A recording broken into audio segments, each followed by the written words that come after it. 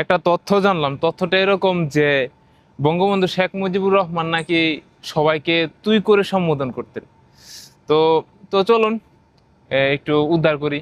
এ, আমরা তো জানি যে বিগত 15 বছর 16 বছর আমাদেরকে বঙ্গবন্ধু মানে বঙ্গবন্ধুকে নিয়ে যা শেখানো হয়েছে, মানে এমন এমন পারে না যে ম্যাথে বঙ্গবন্ধু নিয়ে গণিত দিয়া দেয়।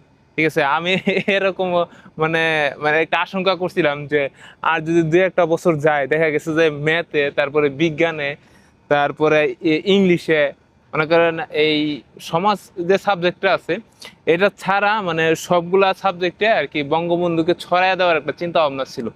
কিন্তু ওই দিন যে একটা তথ্য জানলাম, ওই দিন না খুব রিসেন্টলি, মনে করেন যে দু একদিন হয়তো এরকম, যে মানে দেখুন যে আন্দোলনের পরে আমার ভিতরে হয়েছে কি যে আসলে শেখ হাসিনা আন্দোলনের পরে, এই 24শে আগস্টের আন্দোলনের পরে মানে শেখ পরিবারটা নিয়ে কি আমার নিয়ে মানে আমার জানার আগ্রহটা বহুগুণে বেড়ে গেছে। কারণ বিভিন্ন জায়গা থেকে মানে বিভিন্ন তথ্য পাওয়ার পরে আসলে আমার আগ্রহটা ছিল এরকম যে শেখ পরিবারটাকে নিয়ে আমি একটু জানি আসলে।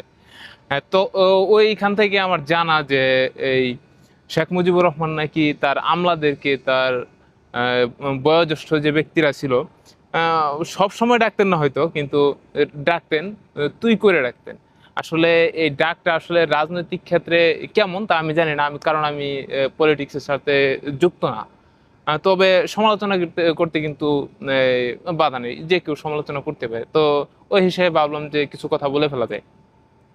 তো দেখেন, আমি আমি যতটুকু ভাবি যে ভদ্রতা যদি বজায় রাখতে হয় একটা মানুষের সাথে, আরেকটা মানুষ যদি ভদ্রতা, ন্যূনতম ভদ্রতাটাও বজায় রাখে, তাহলে আমি মনে করি যে যদি বয়সে বড় হয় তাহলে আপনি, আর যদি বয়সে ছোট হয় তাহলে তুই বলা যায়। আমি মনে করি যে খুব ঘনিষ্ঠ না হলে আসলে তুই বলাটা ওইরকম ভাবে ঠিক না।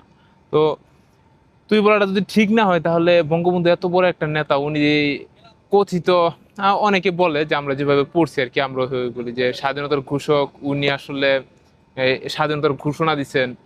এই উনি তাদের নেতাদের সাথে আসলে এরকম বিহেভ গুলা কিভাবে করতেন, এটা আমার মাথায় ধরে না।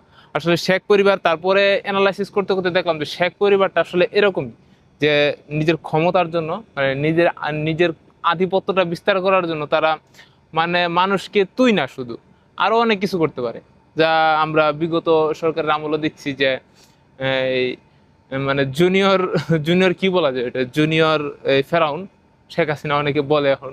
এখন আর কি, এখন তার কেউ ভয় পায় না যে জুনিয়র ফেরাউন বলে। তো উনি দেখছি যে আয়না ঘটক থেকে শুরু করে যা কিছু আসলে করা দরকার তাই করছে।